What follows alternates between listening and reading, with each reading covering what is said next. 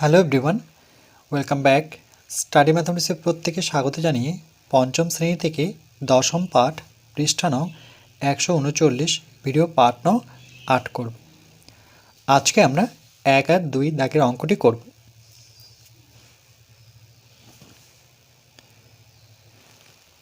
বত্রিশ ভাগ 4 গুণ প্রথম বন্ধনীর মধ্যে 4 বিয়োগ 2 বিয়োগ 32 ভাগ 4 প্রথম বন্ধনীর মধ্যে 4 বিয়োগ 2। সরল করার নিয়ম অনুযায়ী আমরা জানি প্রথমে রেখা বন্ধনী করতে হয়।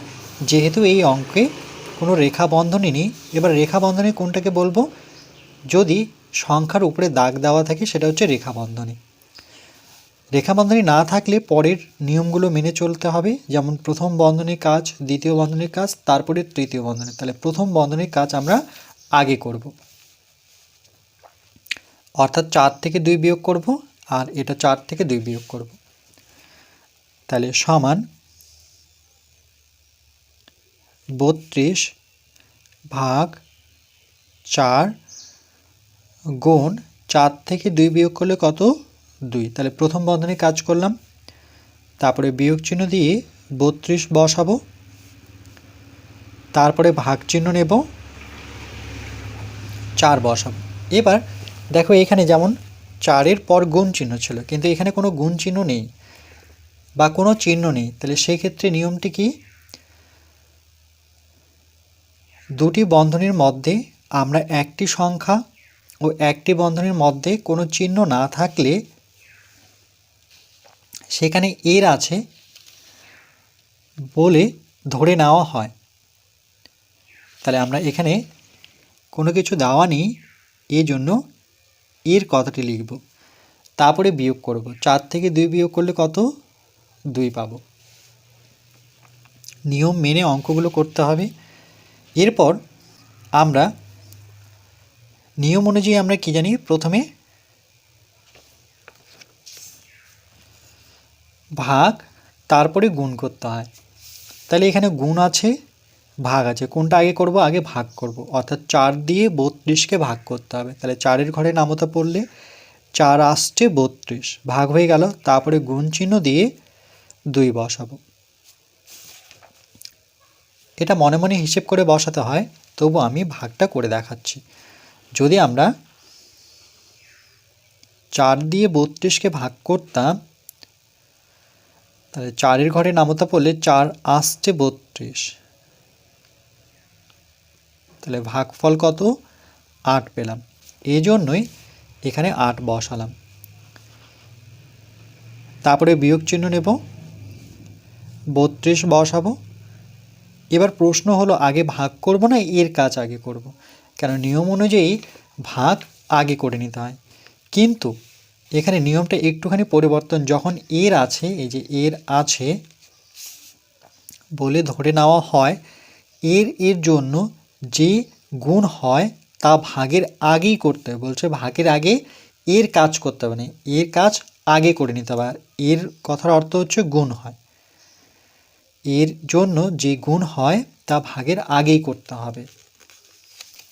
তাহলে এখানে আমরা ভাগ করব না, আগে গুণটা করে নেব।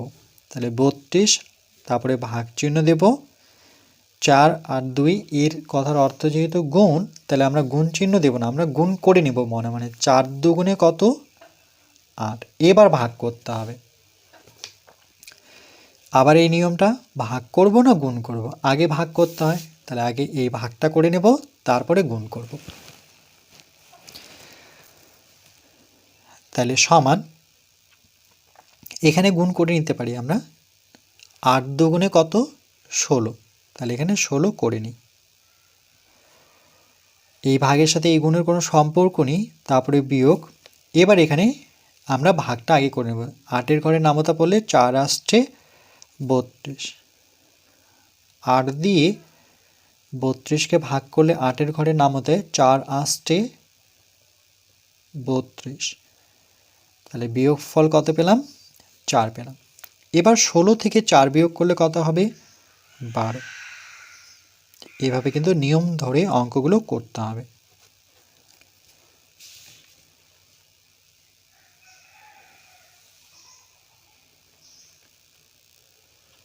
এরপর 2 নম্বর অঙ্ক, 100 ভাগ 10 গুণ প্রথম বন্ধনী 4 বিয়োগ 2, তারপরে বিয়োগ 100 ভাগ 10 প্রথম বন্ধনীর মধ্যে 4 বিয়োগ 2।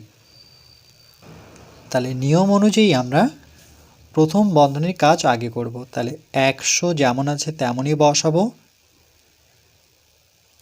ভাগ 10 গুণন 4 থেকে 2 বিয়োগ করলে পরে 2, তারপরে বিয়োগ 100, শুধু প্রথম বন্ধনী যেখানে থাকবে সেখানেই আমরা গিয়ে অঙ্কটি করব। তারপরে 10, এবার দেখো এখানে কোনো চিহ্ন নেই, তাহলে চিহ্ন না থাকলে আমরা কি জানি সেখানে এর বসাতে হয়। 4 থেকে 2 বিয়োগ করলে পরে 2, ভাগের আগে এর কাজ করে নিতে হবে। এখানে ভাগ করতে পারি, 10 দিয়ে 100কে ভাগ করলে 10 10-এ 100, এটা দিয়ে এটাকে ভাগ করে 10 পেলাম, তারপরে গুণ চিহ্ন দিয়ে 2 বসাবো, তারপরে বিয়োগ 100 ভাগ করার আগে আমরা জানি এর কাজ আগে করে নিতে হয়, আমরা জানি ভাগ আগে করতে হয়, কিন্তু এর থাকলে এর কাজটা আগে করতে হবে এই নিয়ম অনুযায়ী। এর জন্য যে গুণ হয় তা ভাগের আগেই হয়, তাহলে ভাগ করার আগে এর কাজ করতে হবে। তাহলে 10 দুগুণে কত? 20 হবে। তাহলে 10 দিয়ে যদি 100কে ভাগ করে দেখাই,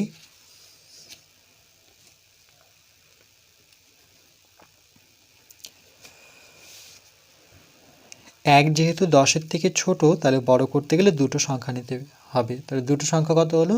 10 হলো। তাহলে 10 দিয়ে দশককে 10, তাহলে এখানে শূন্য নামাবো, 10 থেকে 10 বিয়োগ করলে আমরা শূন্য লিখব না, পরের সংখ্যাটাকে নামাবো। নামানোর সাথে সাথে আমরা ভাগশেষ শূন্য বলতে পারি না, 1 দিয়ে করলে 10কে 10, শূন্য নিচে বড় সংখ্যা হয় না, এই জন্য শূন্য দিয়ে গুণ করব। শূন্য দিয়ে 10কে গুণ করলে শূন্য, বিয়োগ করে আমরা শূন্যই পাবো।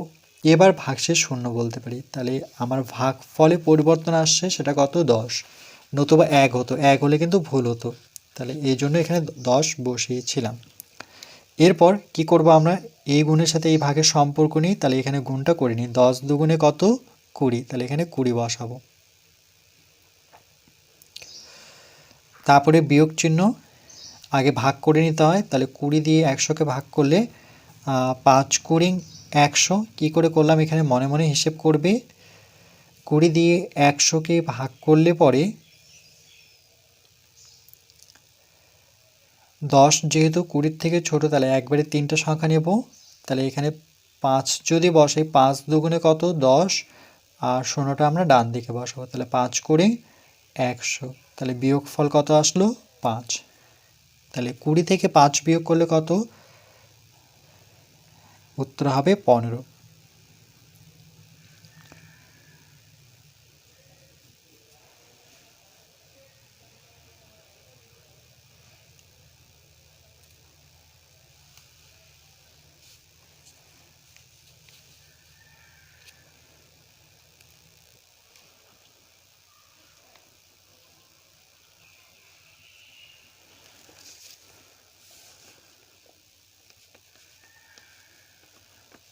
এরপর পরবর্তী পার্ট নাম্বার 9 আমরা 3 দাগের অঙ্কটি করব।